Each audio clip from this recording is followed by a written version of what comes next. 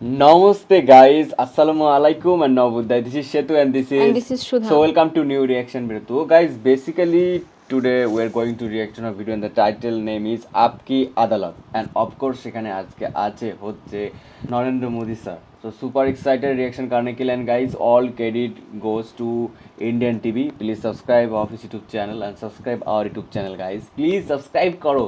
तो बहुत सारा रिक्वेस्ट है इस वीडियो बारे में तो चलो शुरू करी लेट्स स्टार्ट है. Modi, yes. The king is coming. चलो शुरू. Welcome back. आपकी अदालत में आज हम मुकदमा चला रहे हैं, सवाल पूछ रहे हैं, सफाई मांग रहे हैं नरेंद्र मोदी से. आपकी अदालत में अगला মানে তো ঠিক বলি ইনি হচ্ছে কি শর্মা জানি রোহিত শর্মা মনে আই থিঙ্ক সো ইনি হচ্ছে ভালো ভালো পাবলিসিটি রয়েছে ভালো ভালো ফেমাস ব্যক্তিদের এখানে ডাকে যেমন যোগী আদিত্যনাথ নরেন্দ্র মোদি বিরাট কোহলি কপিল শর্মা তারপরে আর অনেকেই ডাকে অক্ষয় কুমার ওদের এসে সালমান খান আমির খান শাহরুখ খান এনাদের সবাইকে হচ্ছে প্রশ্ন জিজ্ঞেস করে এটা ওই অনেকটা জয় চৌধুরীর মতো কিন্তু জয় তো একটু অসভ্য মানে এরকম টাইপের না সিস্টেম आपकी अदालत में बीजेपी के False प्रधानमंत्री claim of पद के development. उम्मीदवार नरेंद्र मोदी पर आरोप है कि आरोप इनके है, दोष है। गुजरात के विकास के दावे झूठे हैं। मोदी जी, बहुत चर्चा आजकल गुजरात के विकास की हो रही है. मुलायम सिंह यादव ने ये All कहा कि video. वो नरेंद्र मोदी से जानना चाहते हैं कि यूपी की तरह क्या गुजरात में भी मुफ्त सिंचाई है, मुफ्त दवाई है, मुफ्त पढ़ाई है. ये उन्होंने आगे भी पूछना चाहिए था. मुफ्त में गुंडागिर्दी है,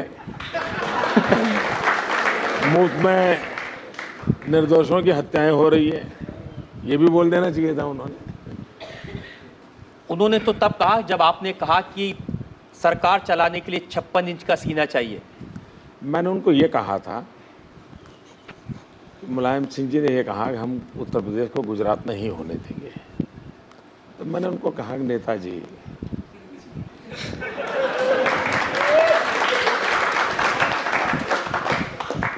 गुजरात बनाने के लिए 56 इंच का सीना लगता है. और फिर मैंने आगे कहा था गुजरात बनाने का मतलब होता है 24 घंटे 365 दिन बिजली. गुजरात बनाने का मतलब होता है कि गुजरात में अधिकतम घरों में नल से पीने का पानी. गुजरात बनाने का मतलब होता है 99% गांवों में पक्की सड़क. ये होता है. लुक सेंस ऑफ मैंने ह्यूमर इसके लिए आप में दम नहीं है. डिट प्रश्न का समस्या कथा क्वेश्चन करो इसलिए प्रधानमंत्री आप जातिवाद की राजनीति करते रहो, उससे आगे आप निकल नहीं लेकिन सकते. राहुल गांधी तो कहते हैं ये जो कुछ आपने इमेज बनाई है गुजरात की, बिजली की, पानी की, रोजगार की, ये सारी मार्केटिंग करके बनाई है. चलिए मानो मैं दिल्ली में आके मार्केटिंग करूं, बंगाल में जाके मार्केटिंग करूं, असम में जाके करूं तो थोड़ी देर मान सकता. लेकिन गुजरात की जनता के सामने तो मार्केटिंग नहीं चलता है ना. उसको तो सामने दिखता है ना. मैं कहूं कि मैंने रोड बनाया और रोड नहीं है तो गुजरात की जनता के गले उतरेगा? नहीं उतरेगा ना. सिंपल मैं कहूं कि मैंने खेती में काम किया तो गुजरात की जनता को नहीं, झूठ बोल रहा है मोदी. अगर ऐसा होता तो मोदी 2002 में न जीतता, 2005 में नहीं जीतता, Right. 2007 में नहीं जीता, 2004 के पार्लियामेंट में गुजरात में नहीं जीते, 2009 के पार्लियामेंट में नहीं जीते. एक भी चुनाव एंड 2024 हम हारते ही नहीं है. যদি কাজ नहीं करे और वोट जीते की करे डेवलपमेंट के मुद्दे पर चुनाव लड़ने की हिम्मत अकेली गुजरात में हुई है. आज देश में अभी भी हम लोकसभा का चुनाव डेवलपमेंट के मुद्दे पर लड़ रहे हैं, लेकिन बाकी सारे लोग भाग रहे हैं. डेवलपमेंट के मुद्दे पर आने को तैयार नहीं, उनकी हिम्मत नहीं है, क्योंकि उनको लगता है कि ये जिम्मा है जो जवाब देना पड़ता है. देखिए मैं 2001 में जब गुजरात गया तो लोग मुझे मिलने आए. मैं बहुत सालों के बाद गुजरात गया था. मेरा तो कोई इस क्षेत्र से लेना देना नहीं था. मुख्यमंत्री बनने से पहले मुख्यमंत्री का चैम्बर भी नहीं देखा था, एमएलए भी नहीं बना था, स्कूल के टीचर का भी चुनाव नहीं लड़ा था. तो मेरा तो मैं नया नया था, सीख रहा था, लोग मुझे मिलने आते थे, बोले मोदी जी कुछ करो या ना करो, कम से कम शाम को खाना खाते समय बिजली मिले, इतना तो करो। मतलब उस समय गुजरात में शाम को भी भोजन के समय बिजली नहीं मिलती थी। आज 24 घंटे 365 दिन बिजली मिलती है। क्या बात है। ये बात मार्केटिंग से नहीं होती है जी।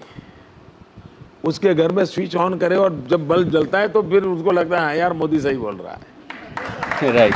लेकिन ये भी तो सच है कि गुजरात के प्रमोशन के लिए, मार्केटिंग के लिए आप अमिताभ बच्चन को ले आए। ये बात सही है। सीरियसली? वो अमिताभ बच्चन जो कांग्रेस के साथ जुड़े थे, वो अमिताभ बच्चन जो समाजवादी पार्टी के साथ जुड़े थे। देखिए, मोदी में औरों में फर्क क्या है? फर्क यही है, वो मुलायम सिंह के बहुत निकट रहे, उत्तर प्रदेश के रहे, उत्तर प्रदेश के प्रति उनका प्रेम भी है। लेकिन मुलायम सिंह जी ने उनसे क्या काम लिया? उन्होंने काम लिया यूपी है दम, जुल्म है कम, ये किया। हाँ, तो उनकी गाड़ी चली नहीं।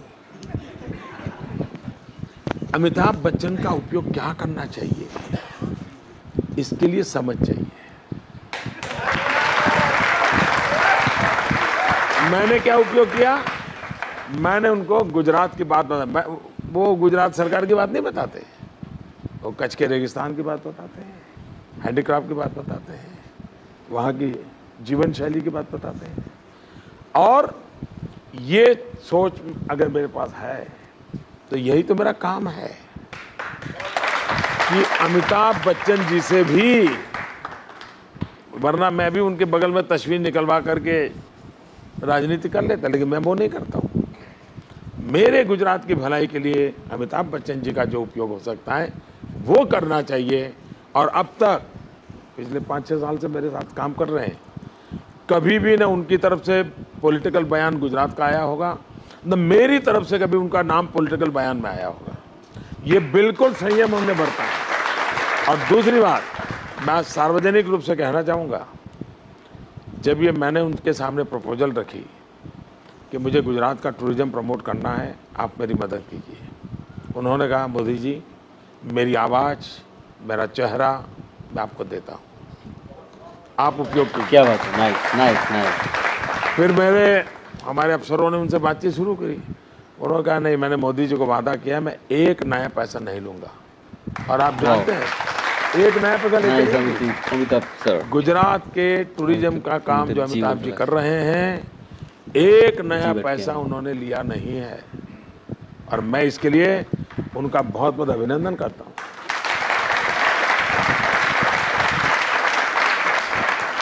हम तो सोचते थे वो बहुत पैसा कमा रहे होंगे गुजरात सरकार से। यही तो मैं, देखिए मैं पक्का अहमदाबादी हूँ। अहमदाबादी हम जो अहमदाबादी लोगों के लिए ऐसी पहचान है, हम सिंगल फेयर डबल जर्नी वाले हैं। हम जल्दी रुपये किसी को देते नहीं है। तो वैसे भी हमारा स्वभाव, और अमिताभ जी को लगा भाई मोदी जी की अगर नहीं देते हैं तो फिर ये बात बार बार क्यों आते हैं कि उद्योगपतियों को आपने सस्ती जमीन दे दी, टाटा को दे दिया, अडानी को दे दिया, अंबानी को दे दिया। मैं बताता हूँ, ये सारे आरोप राजनीति से प्रेरित है। हमारे कांग्रेस के मित्र तो जैसे वो 10,000 करोड़ वाला लाए थे, इसमें भी कुछ आरोप लगाते हैं। मैं ये कहता हूँ, ये भारत सरकार सोई हुई है क्या? क्या उसका जिम्मा नहीं है कि कोई मुख्यमंत्री ऐसी बदमाशी करता है उसको ठीक करे? कोई स्टेट ऐसी बदमाशी करता है, क्यों नहीं कर रही जी? इसलिए इसका मतलब या तो उनमें ये भी दम नहीं है। दूसरा, गुजरात स्टेट के संबंध में सुप्रीम कोर्ट का एक बहुत बड़ा महत्वपूर्ण रिमार्क है। सुप्रीम कोर्ट ने कहा है कि जमीन देने के संबंध में और जमीन संपादन करने के संबंध में गुजरात की पॉलिसी इतनी उत्तम है, देश के अन्य राज्यों ने उस मॉडल को स्वीकार करना चाहिए। सुप्रीम कोर्ट का कहना है। तीसरी बात, ये जो झूठ चल रहा है ना, नैनो को जमीन दी, नैनो को 1 इंच जमीन सरकार ने नहीं दी है। एक इंच जमीन किसान से लेकर के नहीं दी है। तो आरोप तो ये मार्केट- लग रहा है कि किसान से छीन करके दे दिया। वही अरे इनको कुछ मालूम ही नहीं जी, कुछ भी बोलते हो, वरना सुप्रीम कोर्ट तो मेरी बात क्यों मानती जी। दूसरी बात है, मार्केट रेट से ज़्यादा पैसों से हमने ज़मीन दी है। और दूसरा, गुजरात स्टेट है जो पॉलिसी ड्रिवन स्टेट है, नीति बनी हुई है। आप भी कोई जाएंगे तो उसको भी वही लाभ मिलेगा जो हिंदुस्तान का सबसे बड़ा अमीर जाएगा उसको भी मिलेगा। राइट। लेकिन राहुल गांधी कहते हैं कि गुजरात की कोई बात इसलिए सामने नहीं आती क्योंकि वहां पर आरटीआई नहीं है, सबसे बड़ा अधिकार जो उन्होंने दिया देश की जनता को। ये जो दिन रात वो कहते रहते हैं हमने ये कानून दिया, ये कानून दिया, ये कानून दिया, जरा ये तो जवाब दो कि आपका कानून कश्मीर में लागू होता है क्या? क्या आरटीआई एक्ट कश्मीर में लागू हुआ है क्या? एंटी करप्शन एक्ट कश्मीर में लागू हुआ है क्या?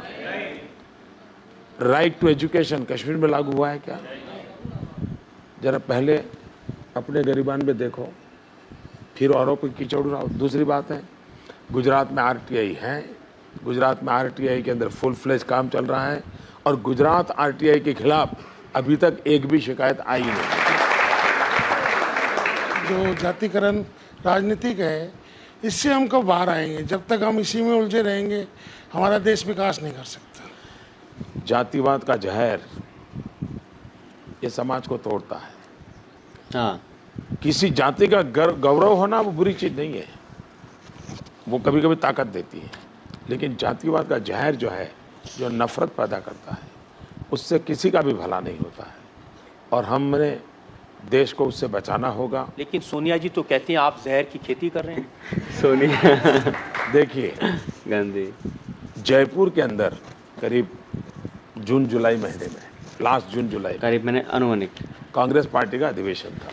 हाँ, उसमें राहुल गांधी जी का राज्यारोहण होना था, उनको उपाध्यक्ष घोषित करना था, तो काफ़ी पूरे देश में बड़ा माहौल बनाया गया था।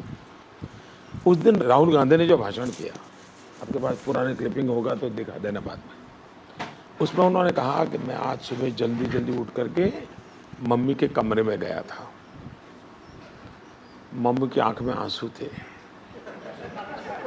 और मम्मी ने कहा कि बेटा, पावर इज पॉइजन, सत्ता एक जहर होती है। ये उन्होंने पब्लिक को सुनाया था। अब मुझे बताइए भैया, सबसे ज़्यादा पावर में कौन रहा? सबसे ज़्यादा जहर किसने चखा? सबसे ज़्यादा जहर किसके पेट में है? तो जहर सबसे ज़्यादा कौन उगलेगा? कांग्रेस। अब बताइए मैं क्या करूँ?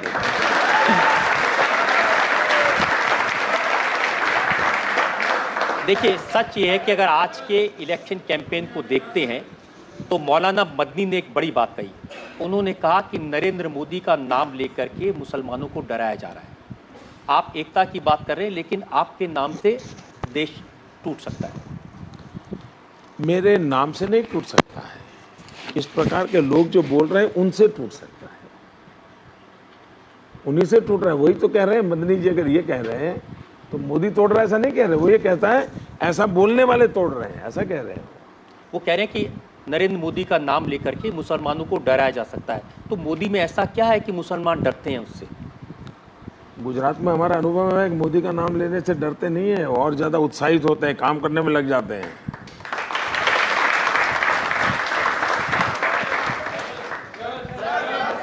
श्योर, बिल्कुल, सबको मौका दें, कोशिश करें। सर, मेरा क्वेश्चन ये है कि अमेरिका ने आपके ऊपर प्रतिबंध लगाया था, क्या आप प्रधानमंत्री बनने के बाद अमेरिका जाएंगे?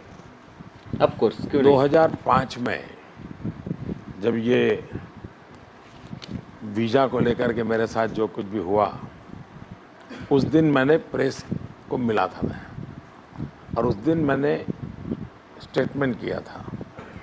मैंने कहा कि हम ऐसा हिंदुस्तान बनाना चाहते हैं ताकि अमेरिका वीज़ा लेने के लिए लाइन में खड़ा रहे। वाह, नाइस। इसलिए मोदी सरकार बार बार डरती है। अमेरिका की एम्बेसडर नैन्सी पाल आपको एक बार मिलने आई और उनकी छुट्टी हो गई।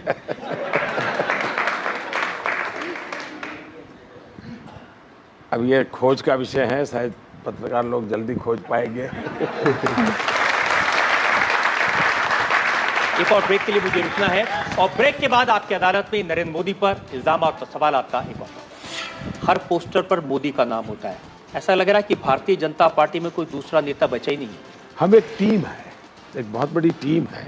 तो पिछले 6 महीने में अडवाणी जी 3 बार क्यों रूठ गए? जसवंत सिंह, आपने उनको टिकट नहीं दिया। मुख्तार अब्बास नकवी ने ट्वीट किया, साबिर अली पार्टी में आए हैं, अब दाऊद इब्राहिम की एंट्री होगी।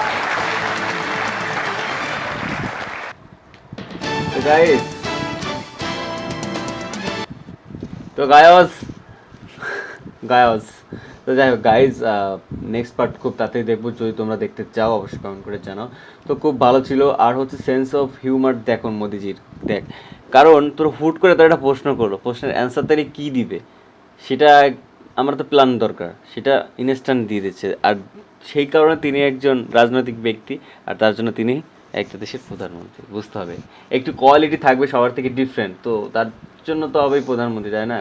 140 মিলিয়ন মানে মানুষ ইন্ডিয়ায়, তার ভিতর থেকে তিনি অনলি ওয়ান একজন গভর্নমেন্ট, তো তার তো একটা অন্যরকম থাকবেই, ইটস সিম্পল, রাইট?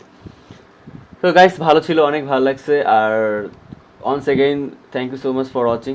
আর হচ্ছে কনগ্রাচুলেশন জানাই হচ্ছে নরেন্দ্র মোদী জিকে, 3rd টাইম ইন্ডিয়ান পিএম হয়েছে তার জন্য। তো গাইজ, ভালো থাকো সবাই, আর নতুন প্লিজ চ্যানেলটা সাবস্ক্রাইব করো, আর সবাই যাও ইন্ডিয়ান টিভি সাবস্ক্রাইব করো চ্যানেলটা। সো নমস্কার আর নমস্তে, আসসালামু আলাইকুম, নববুদ্ধ। দেখা হচ্ছে নতুন কোনো ভিডিও, ভালো থাকবেন, লাভ ইউ গাইজ, বাই।